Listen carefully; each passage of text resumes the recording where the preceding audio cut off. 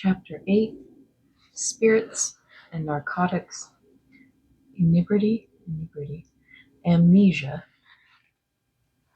Relentless as is the grip which the drug habit holds on its mortal victims, the power of narcotics extends even more tyrannically beyond the grave. The desire is implanted in the very soul itself, and the agony of earthbound spirits whose cravings for gratification are in vain is beyond description. Such spirits frequently obtain partial satisfaction through controlling mortal sensitives and forcing them to become addicts of some drug. Often spirits suffering from the narcotic evil have come to our circle, and many urgent warnings have been given by discarnate intelligences who were formerly subject to this slavery. 25 years after the first conversation with Minnie Morgan, which had occurred during my dissecting work, this spirit, who had been a morphine fiend, returned and told of Earth's sphere conditions as well as the higher spirit world. Experience, July 26, 1922. Spirit, Minnie Morgan. Psychic, Mrs. Wickland. I feel that I am one of you. Although I do not know you, I was helped by you. I certainly had wonderful help in being brought to understand that there is a real life. In the spirit world, we know each other as we should be known, not as you know each other in earth life, with all kinds of hidden thoughts. You wander like wild cattle on the battlefield of selfishness and jealousy.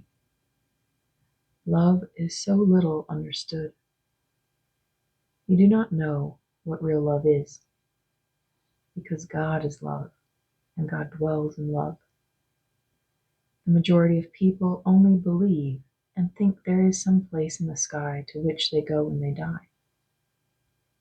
Whenever I gave that subject any thought, I made up my mind that I would have a good time while I could, and then when the time came to die, I would be ready to go, because at the last I could throw my sins on Jesus and be washed as white as snow. I started out in life with that belief.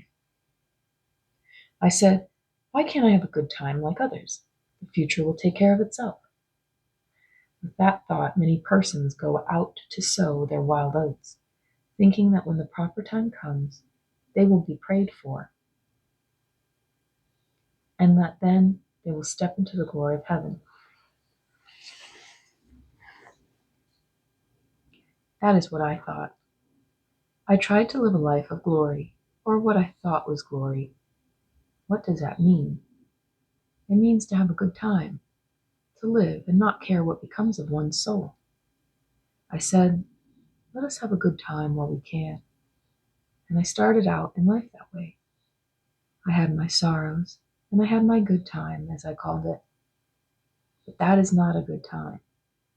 We cannot for 1 minute step over the laws of nature, except we suffer in some way or other. If we go too far in anything, we suffer for it both mentally and physically. We keep on going and going. Sometimes our good time is better, sometimes worse. I lived a very fast life and called it a glorious time, but grief and adversity came. In the way of the world, I lived very fast. I went to church once in a while to be sure my soul would be taken care of. I paid money to the church so I would be all right.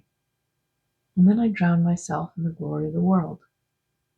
It was all right for a while. Each time I had glory, as I called it, I suffered both physically and mentally. I tried to shake it off and go on a little longer. I fell by the wayside. After a while, my physical body wore out, and I had misery and sickness. At one time, I was considered a very pretty girl. I had my beau and all that goes with a good time. But I went down and down to the very lowest. I was a physical wreck, but I was still on earth. Never let anyone give you the least bit of morphine. When you start on that road, you are lost. Not that a soul is ever lost, but you are lost for a time while you are a slave to the drug. You suffer agony. There is nothing worse than to crave morphine and be unable to get it. It seems like every nerve in your body is creeping. I got wild because I could not get it. I did not care for anything. I would have sold my soul. I would have sold my very soul if I could only have gotten morphine. I lost all decency. I lost everything. All I wanted was morphine. It was terrible. It burned to my very heart. I felt it in every nerve, and I felt it as if I were on fire. If only someone would have gotten morphine for me. Just a little. Just a little bit. A little bit. I felt I couldn't stand it any longer. I wanted just a little.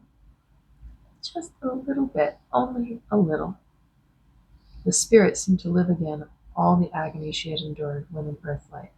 It also seemed evident that in addition to the visible circle of investigators, she was addressing an audience of earthbound spirits. I died in that terrible condition. My physical body was gone. I had worn it out, just worn it out. Then I was operated on, post-mortem, but I still lived. I wanted to get to my body. They operated on me, and after a while I felt that something was picking me to small pieces of dissection. I cried and I fought because I wanted that body so I could satisfy my very soul. I was burning up. They picked at every nerve. They looked at my heart, my shoulder, and down to the leg. Pick, pick, pick all the time.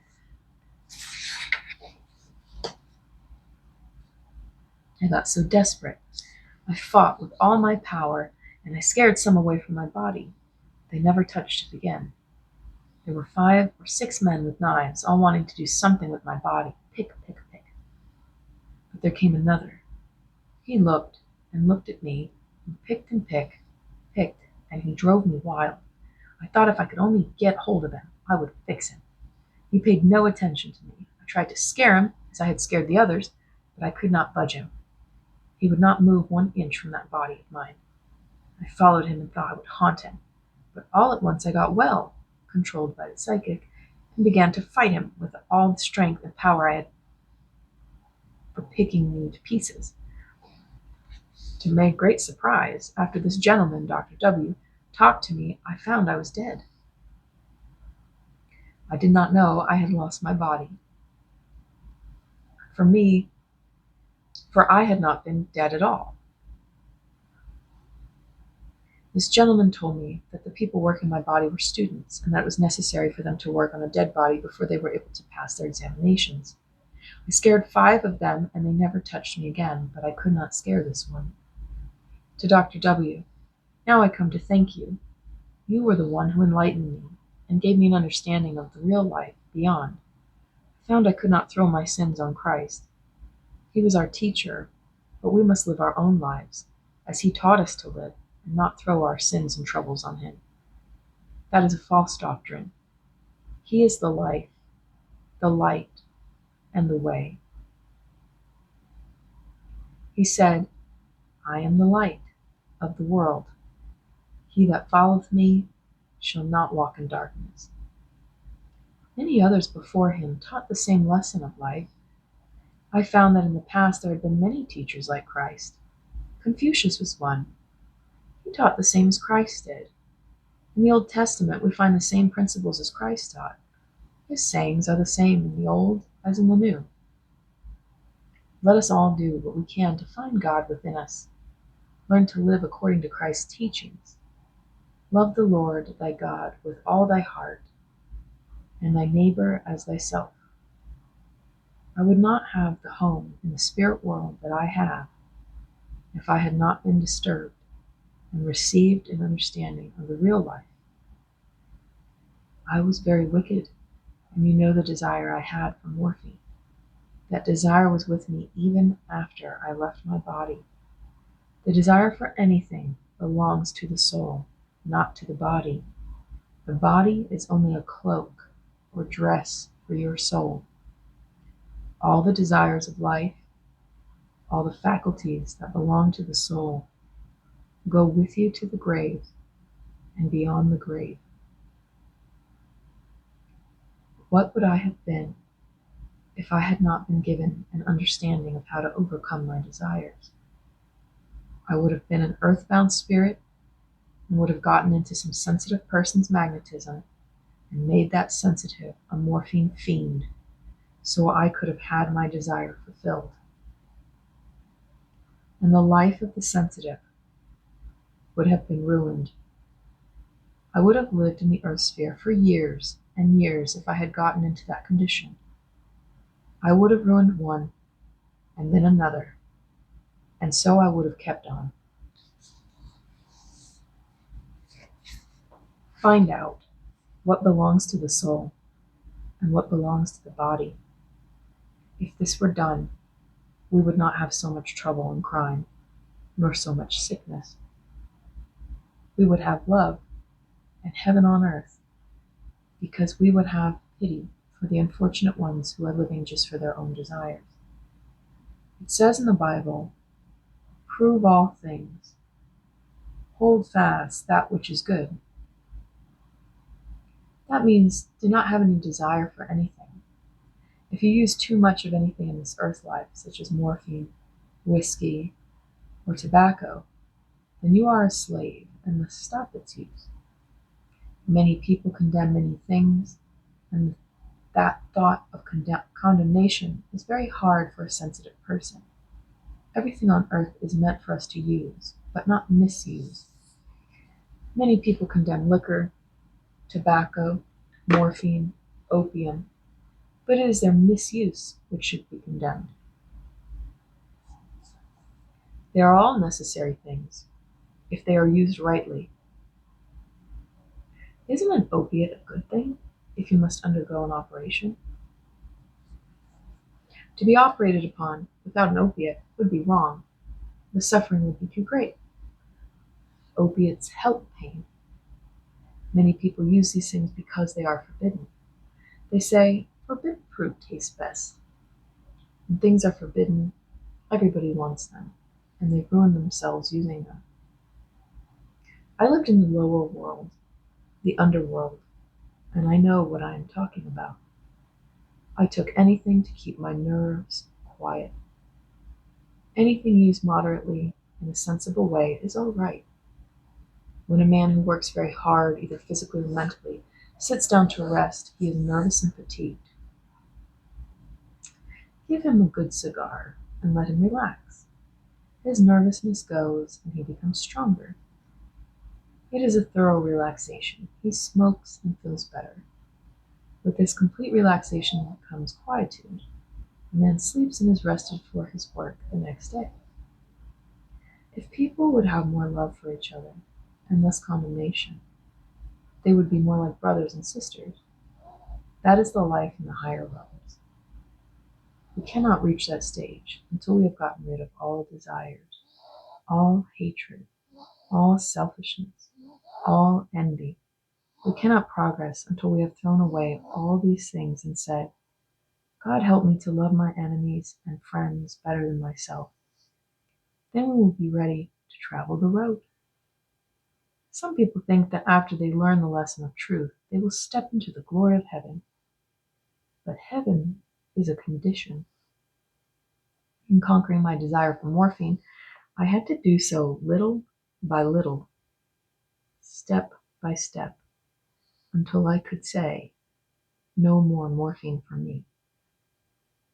After I had conquered, my friends and relatives met me and said, now you are ready to come with us to the home that has been prepared for you. Before that time, I had to live all by myself. I was not in a dark dungeon like some are, but all around me was myself and nothing else. I had to learn and strive to overcome. It says in the big book that Christ went to the lower spheres to give help and teach. We all have to teach and help the fallen ones and give them strength to overcome their desires.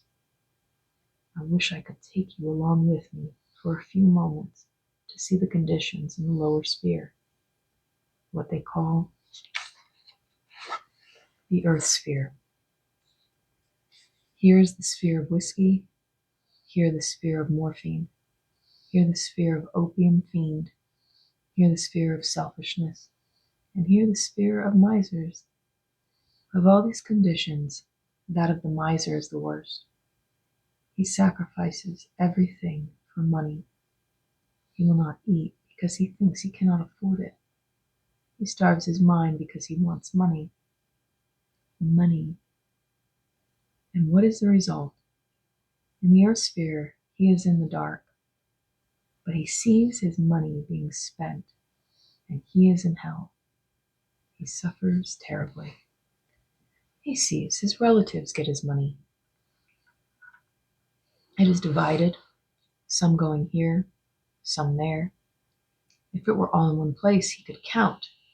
He could count it over, and that would be all right. But his relatives all want their share to spend. Now imagine that money has been his treasure. Each cent that is spent is like cutting a piece from his body, because his whole mind and soul were in that money. And to see it scattered and spent is hell for him. Think what that means to him. It cannot be helped until he feels that he no longer wants his money. Then his soul or better nature will open up, and he will be helped. He will be under the guidance of a teacher, and he will be taught that money belongs to the earth life, not to the spirit. He then has to do good. A miser never gets his money in the right way. He may not be a thief, but if he loans money, he charges too high a rate of interest. For every cent he got in the wrong way, he has to do right. He must do some kind act and help poor people in their work. He has to lay down his life and earn everything before he can gain happiness in the spirit world. He has to serve first, and he must help those from whom he took money to get it back. You know, a sin against the Holy Ghost cannot be forgiven. It must be atoned for. That is his life in the spirit world. We have to look at a murderer differently. There are 10 different degrees of murder. There is murder by quick temper. That is not real murder.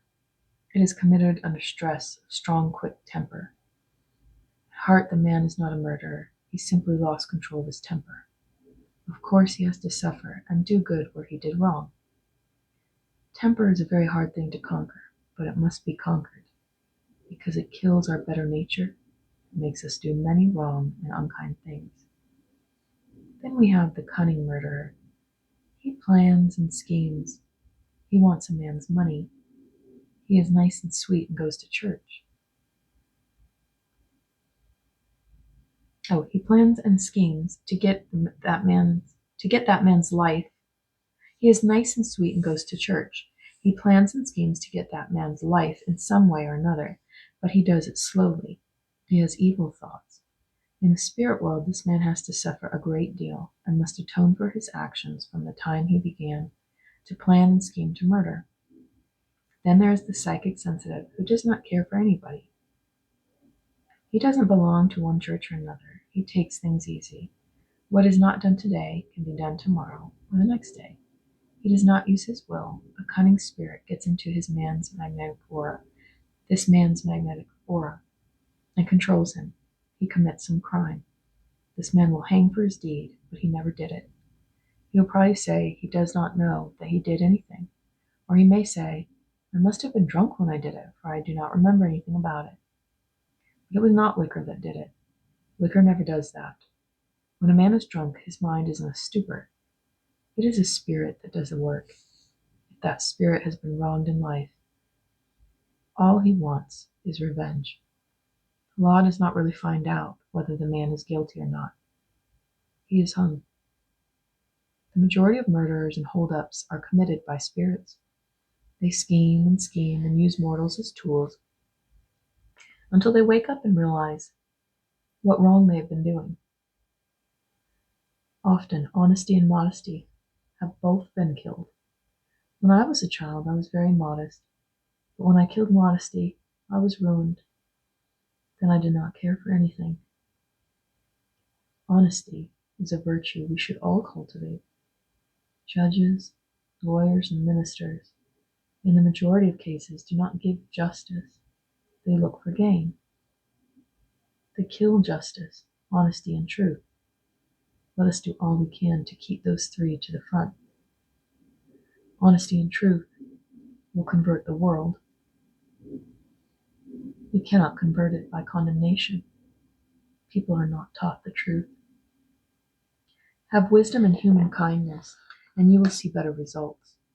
Teach wisdom and let more of the Christ Spirit be in everyone.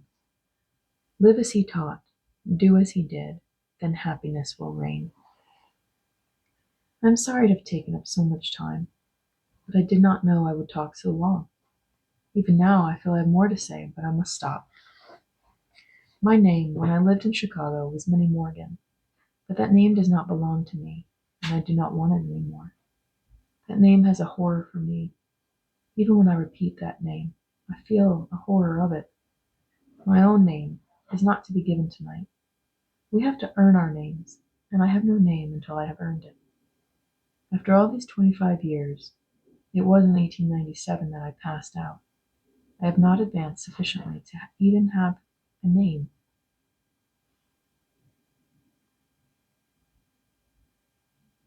I am happy, and I will earn a name, and then I will be called by it. My name was down in the very lowest place. If any one of you should pass out, you would have a name that is honest and good. Your name will follow you, and you will want it. I would not cling to mine, for it has such a horror for me. Can you see the difference? When you have done the best you could in earth life, you have traveled the right road, and when you pass the spirit side of life, your relatives and friends will meet you. I had no one to meet me. No friends came. I had gone too low. My friend was morphine. Isn't that a terrible condition? You know, when I wanted morphine, I did not always get it in the right way. During my earth life, I sometimes stole money to get morphine. Now I have to do good, step by step. I have been doing work in the slums, helping those as unfortunate as I had been. I live with those who crave morphine. Now I can help them to overcome their desire for it. That is my work. It is not pleasant, but I have to do it. Someone has to do it. So why not I? I suffer with them. I can give them sympathy, for I too have suffered.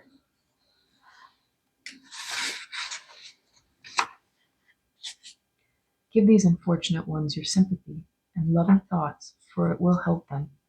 You have not lived as they have, and you do not know what their condition means.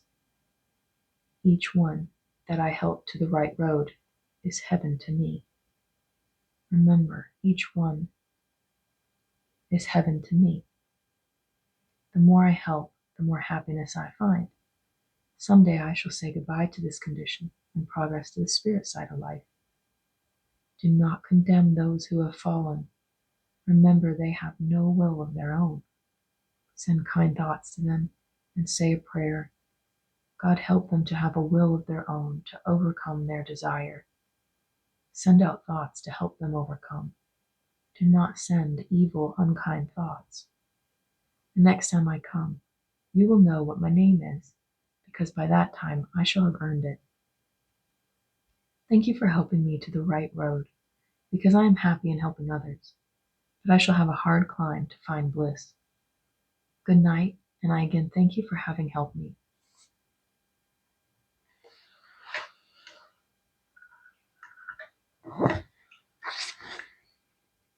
The day after receiving a request by telephone from an adjoining city that we concentrate for a pharmacist who was a drug addict and evidently obsessed, the spirit of a morphine fiend was removed from him and brought to our circle, an entity in torment, convulsed with a drug craving and wildly begging for just 1 grain.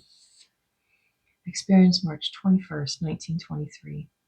Spirit Elizabeth Noble, psychic Mrs. Wickland. Spirit, don't bother me. I want rest. Doctor, haven't you rested long enough? Do you want to rest forever? Spirit, I have been running. I have not been resting. Doctor, what have you been running away from? The police? The spirit began to cough severely. Doctor, forget your old condition. That is all past. Tell us who you are and where you came from. Spirit, I am so sick. Coughing more violently. Doctor, do not bring that condition with you. You lost your body probably a long time ago. Do you know you are a spirit? What is the matter? Spirit, I don't know. Another paroxysm of coughing. Paroxysm? Doctor, you ought to know. This is not your body. You are not sick now. You are free from your physical body. Think yourself well and you will be well. Spirit, I am sick. You do not know. Who are you? Doctor, I am a doctor. And if you do as you are told, you will become well. This is not your body. You are now an invisible spirit. Spirit, I am sick. Doctor, you only hold that idea in your mind. This body is not your own. You are not sick. Spirit, you don't know. Doctor, you are ignorant of your condition and do not realize that you have lost your body. Spirit, I am sick. Doctor, in your mind only. That is an old habit. Spirit, I am dying. I want to lie down. Coughing. Doctor, you are only using this body temporarily. Your coughing body is in the grave. You must stop coughing. Spirit, I have no coughing body. This is my body. I can't help coughing. Doctor, where did you come from? Spirit, I don't know. Why do you tell me I can't cough? Doctor, there is no need of it. Spirit, you don't know anything about it. Doctor, the body which you are using now is not sick. Spirit, I am sick. You give me some medicine and give it to me quick. Give me some before I get too sick. Doctor, you like to be sick. Don't you want to be well? Spirit, I am sick and ought to be in bed. Think of a poor sick woman having to stay here. Coughing. Doctor, think strongly that you are not sick and you will not be. Spirit, give me some medicine. I want a little morphine. My heart is bad. Doctor, you have lost your body and are a spirit now. Spirit, give me some medicine, then I'll feel better. Give me 15 grains. My cough is so bad. Give me some. Give me some morphine, I said. Just a little, only a little. Just 1 grain. Give it to me in the arm. I like it in the arm best. Doctor, you must stop this foolish talk. Spirit shrieking wildly. You must give me something quick. I can't stand it any longer. I said, give me some. 1 grain, just 1. I must have it. Face distorted, hands clawing the air fiercely. Doctor, I thought you said you were sick.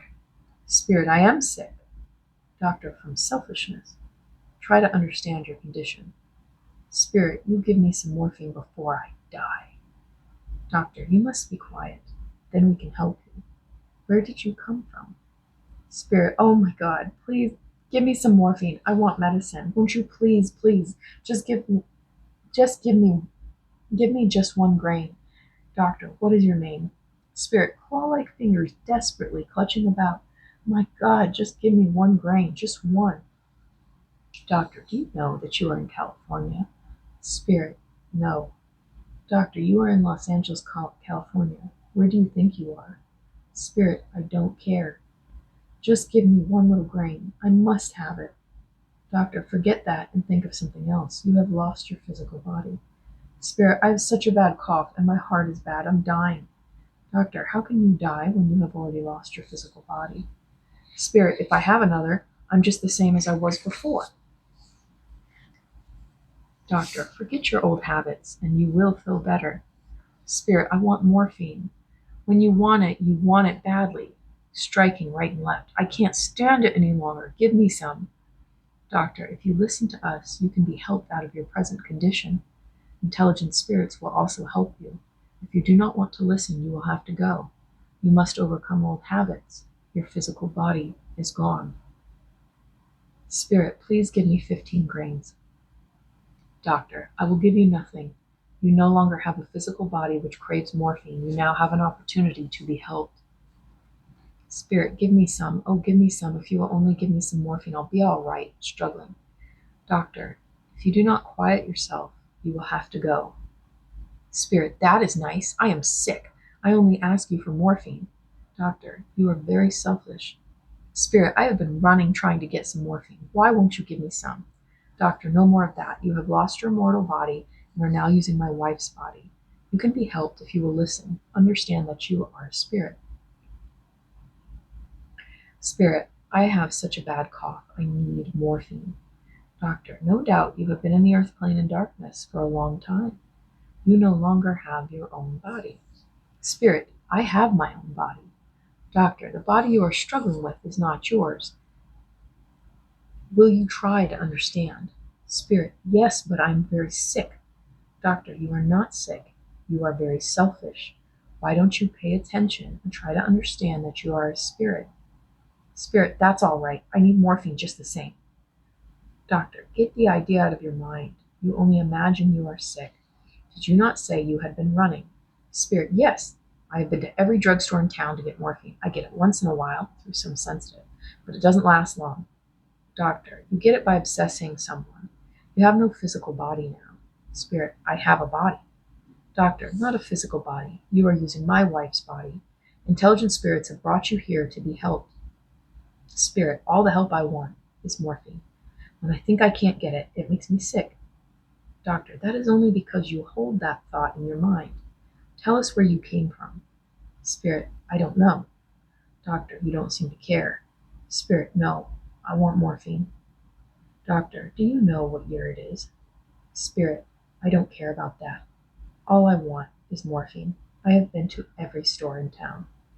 Doctor, which town? I don't know, but I can't remember. I never stayed in any place long because I wanted to see the world. Doctor, what is the last place that you remember? Spirit, I can't remember. Doctor, what is your name? Spirit, I haven't heard it for so many years that I don't know what they call me now. What they would call me now. Doctor, try to recall what year it is. Spirit, I want morphine so bad that I can't think or talk about anything else. Doctor, what was your mother's name? Spirit, my mother's name? Doctor, was it Mrs. Brown or green or white? Spirit, no color at all. If you would give me just one grain, everything would be fine. If you are a doctor, then give me some. They always do. Doctor, you will not get any this time. Spirit, then you are not a doctor. Doctor, you are controlling my wife's body. You are a spirit. Spirit, I don't care anything about that.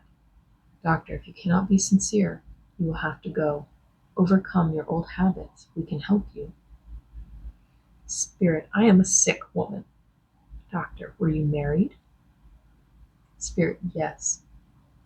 Doctor, what was your husband's name? Spirit, Frank Noble. Doctor, what did Frank call you? Spirit, Elizabeth. Doctor, what did your husband do for a living? Spirit, anything. Doctor, how old are you? Spirit, I am 42 years old. Doctor, who is president? I don't know, and I don't care. I never entered politics. My husband was crazy over politics. I was busy keeping my house clean. My husband called me Betty. He used to say, Betty, you are a good girl. Doctor, where is Frank? Spirit, I haven't seen him for ages. He was a pretty good fellow. Doctor, where is your mother? Spirit, my mother is dead. Doctor, where did you come from? Spirit, I came from El Paso, Texas. Doctor, were you born there? Spirit, ask my husband, moaning, I am too sick. Doctor, can't you realize that you have no physical body but are a spirit? Spirit, then can I go to heaven and sing? I used to go to church. Doctor, what church did you go to? Spirit, the Methodist. Doctor, did your husband go too? Spirit, Frank was such a good fellow. I have not seen him for a long time. He liked me, and I liked him, in a shrill voice. Frank, I want to see you. Frankie, will you help me? Are you there, Frankie? Doctor, don't speak that way. Spirit, would you give me some morphine?